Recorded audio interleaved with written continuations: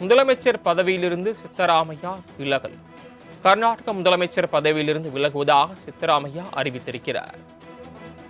கர்நாடக முதலமைச்சர் பதவியிலிருந்து விலகுவதாக சித்தராமையா அறிவித்திருக்கிறார். முக்கிய செய்தியாக பார்த்துக் கொண்டிருக்கிறோம். கர்நாடக மாநில முதலமைச்சர் பதவியிலிருந்து தான் விலகுவதாக சித்தராமையா அறிவித்திருக்கிறார். கூடுதல் விவரங்களை செய்த ராஜேஷ் வழங்க கேட்கலாம். ராஜேஷ், விவரங்கள். சரவணன் வணக்கம். கர்நாடகா மாநில காங்கிரஸ் ஆட்சியில் நீண்ட நாட்களாக நிலவி வந்த முதலமைச்சர் நாற்காலிக்கான அதிகார போட்டி என்பது தற்போது இறுதி கட்டத்தை எட்டிருக்கிறது. தற்போதைய முதலமைச்சராக இருக்கக்கூடிய சித்தராமையா தனது பதவியை ராஜினாமா செய்திருக்கிறார். இதன் காரணமாக புதிய முதலமைச்சராக துணை முதலமைச்சராக இருக்கக்கூடிய டி.கே. சிவகுமார் பொறுப்பேற்க அதிக வாய்ப்பு இருப்பதாக கூறப்பட்ட நிலையில் இன்று காலை அதற்கான முடிவுகள் என்பது எட்டப்பட்டிருக்கிறது. இன்று காலை சித்தராமையா தனது இல்லத்திற்கு அனைத்து சட்டமன்ற உறுப்பினர்கள், அதே போல டி.கே. சிவகுமார் உள்ளிட்டோரை எல்லாம் வரவழைத்து அவர்களுக்கு விருந்து வழங்கி இருக்கக்கூடிய சூழ்நிலையில் அதிகாரப்பூர்வமாக இன்னும் சற்று நேரத்தில் கர்நாடகாவினுடைய முதலமைச்சராக டி.கே. சிவகுமார் பொறுப்பேற்க இருக்கிறார். மேலும் அந்த மாநில அரசியலில் மிகப்பெரிய ஒரு பரபரப்பு என்பது ஏற்பட்டிருக்கிறது. காங்கிரசினுடைய மூத்த சட்டமன்ற உறுப்பினராக இருக்கக்கூடிய அசோக் பட்டன் செய்தியாளர்களை சந்திக்கும் போது இந்த தகவலை உறுதிப்படுத்தியிருந்தார். மேலும் அவர் கூப்பிடும் பொழுது முதலமைச்சரின் இல்லத்திற்கு சென்று அவரை நேரில் சந்தித்தோம். எங்களுக்கு கிடைத்த தகவலின்படி சித்தராமையா இன்னும் சற்று நேரத்தில் ராஜினாமா செய்ய இருக்கிறார் என்று தகவல் வெளியாகி இருக்கிறது. காங்கிரஸ் கட்சியினுடைய அகில இந்திய பொறுப்பாளராக இருக்கக்கூடிய ரந்தீப் சிங் சுர்ஜேலா ஏற்கனவே பெங்களூரில் முகாமிட்டு இருக்கக்கூடிய சூழ்நிலையில் எம்எல்ஏக்களுக்கு அடுத்தபடியாக டி.கே. சிவகுமார் முதலமைச்சராக பொறுப்பேற்பதற்கான அந்த அதிக வாய்ப்பு இருப்பதாக கூறப்படுகிறது. கட்சியினுடைய தலைமை என்ன கட்டளையிடுகிறதோ அதற்கு ஏற்றாற்போல் நாங்கள் செயல்படுவோம் என்று அவர்கள் ஏற்கனவே தெரிவித்திருந்தார்கள்.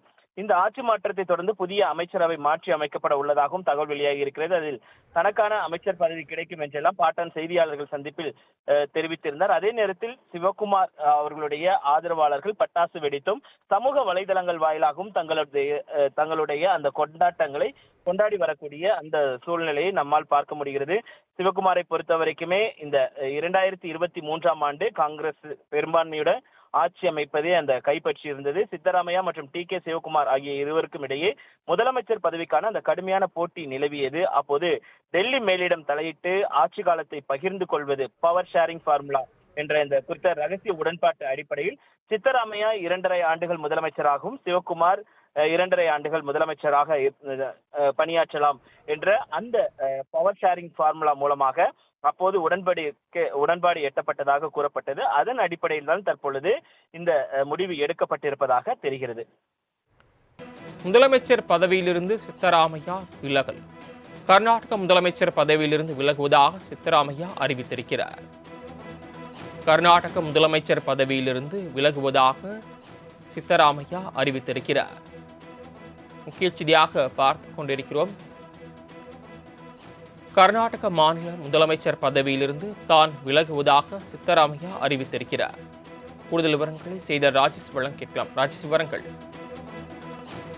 சரவணன் வணக்கம். கர்நாடகா மாநில காங்கிரஸ் ஆட்சியில் நீண்ட நாட்களாக நிலவி வந்த முதலமைச்சர் நாற்காலிக்கான அதிகார போட்டி என்பது தற்போது இறுதி கட்டத்தை எட்டிருக்கிறது. தற்போதைய முதலமைச்சராக இருக்கக்கூடிய சித்தராமையா தனது பதவியை ராஜினாமா செய்திருக்கிறார். இதன் காரணமாக புதிய முதலமைச்சராக துணை முதலமைச்சராக இருக்கக்கூடிய டி.கே. சிவகுமார் பொறுப்பேற்க அதிக வாய்ப்பு இருப்பதாக கூறப்பட்ட நிலையில் இன்று காலை அதற்கான முடிவுகள் என்பது எட்டப்பட்டிருக்கிறது. இன்று காலை சித்தராமையா தனது இல்லத்திற்கு அனைத்து சட்டமன்ற உறுப்பினர்கள், அதே போல டி.கே. சிவகுமார் உள்ளிட்டோரை எல்லாம் வரவழைத்து அவர்களுக்கு விருந்து வழங்கி இருக்கக்கூடிய சூழ்நிலையில் அதிகாரப்பூர்வமாக இன்னும் சற்று நேரத்தில் கர்நாடகாவினுடைய முதலமைச்சராக டி.கே.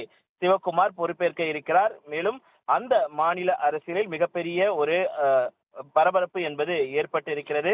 காங்கிரசினுடைய மூத்த சட்டமன்ற உறுப்பினராக இருக்கக்கூடிய அசோக் பட்டன் செய்தியாளர்களை சந்திக்கும் போது இந்த தகவலை உறுதிப்படுத்தியிருந்தார். மேலும் அவர் கூப்பிடும் பொழுது முதலமைச்சரின் இல்லத்திற்கு சென்று அவரை நேரில் சந்தித்தோம். எங்களுக்கு கிடைத்த தகவலின்படி சித்தராமையா இன்னும் சற்று நேரத்தில் ராஜினாமா செய்ய இருக்கிறார் என்று தகவல் வெளியாகி இருக்கிறது. காங்கிரஸ் கட்சியினுடைய அகில இந்திய பொறுப்பாளராக இருக்கக்கூடிய ரந்தீப் சிங் சுர்ஜேலா ஏற்கனவே பெங்களூரில் முகாமிட்டு இருக்கக்கூடிய சூழ்நிலையில் எம்எல்ஏக்களுக்கு அடுத்தபடியாக டி.கே. சிவகுமார் முதலமைச்சராக பொறுப்பேற்பதற்கான அந்த அதிக வாய்ப்பு இருப்பதாக கூறப்படுகிறது. கட்சியினுடைய தலைமை என்ன கட்டளையிடுகிறதோ அதற்கு ஏற்றாற்போல் நாங்கள் செயல்படுவோம் என்று அவர்கள் ஏற்கனவே தெரிவித்திருந்தார்கள்.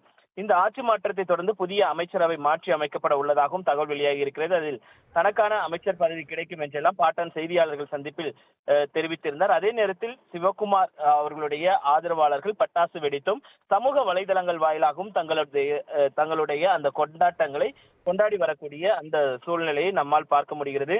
சிவகுமாரை பொறுத்த வரைக்குமே இந்த 2023ஆம் ஆண்டு காங்கிரஸ் பெரும்பான்மையுடன் ஆட்சி அமைப்பதே அந்த கைப்பற்றி இருந்தது. சித்தராமையா மற்றும் டி.கே. சிவகுமார் ஆகிய இருவருக்கும் இடையே முதலமைச்சர் பதவிக்கான அந்த கடுமையான போட்டி நிலவியது. அப்போது டெல்லி மேலிடம் தலையிட்டு ஆட்சி காலத்தை பகிர்ந்து கொள்வது, பவர் ஷேரிங் ஃபார்முலா என்ற இந்த குறித்த ரகசிய உடன்பாட்டு அடிப்படையில் சித்தராமையா 2.5 ஆண்டுகள் முதலமைச்சராகவும் சிவகுமார் 2.5 ஆண்டுகள் முதலமைச்சராக பணியாற்றலாம் என்ற அந்த பவர் ஷேரிங் ஃபார்முலா மூலமாக அப்போது உடன்பாடு எட்டப்பட்டதாக கூறப்பட்டது. அதன் அடிப்படையில் தான் தற்பொழுது இந்த முடிவு எடுக்கப்பட்டிருப்பதாக தெரிகிறது. தாங்கள் வழங்கிய விரிவான தகவல்களுக்கு நன்றி ராஜேஷ்.